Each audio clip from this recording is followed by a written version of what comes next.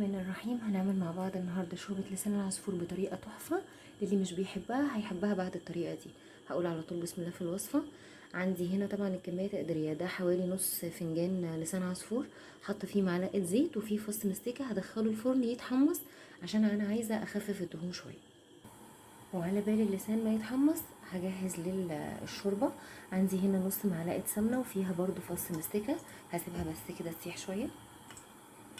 بصله مبشوره وكمان فصين توم مفرومين، هنزل بيهم كده يتشوحوا معايا.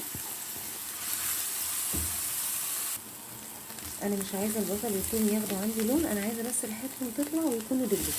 هنزل بشويه مشروم سواء فريش او معلب، ياخدوا برده كده تشويحتين مع بعض.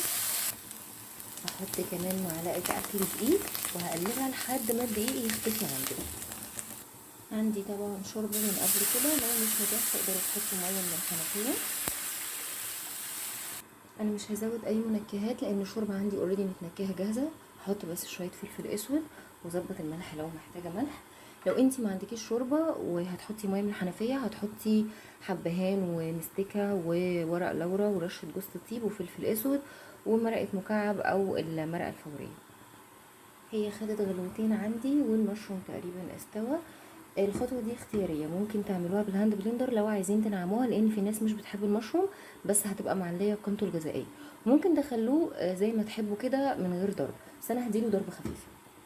ده قوامها بعد ما ضربتها الضربه الخفيفه. وكمان اللسان العصفور عندي اتحمص، هنزل بيه كده واسيبه لمده 10 دقايق او ربع ساعه لحد ما يكمل السوا. قوامها وعايزه اقول لكم طعمها وريحتها بجد تحفه. دي احلى طريقه هتاكلوا بيها شوربه لسان عصفور. لو عجبتك الطريقه يا ريت تسيبوا لي كومنت تقولوا لكم فيها ايه، وما تنسوش تفعلوا الجرس عشان يوصلكم كل جديد. ولو عجبك الفيديو لايك وسبسكرايب وشير، وان شاء الله هنزلكم وصفات تانية جديده.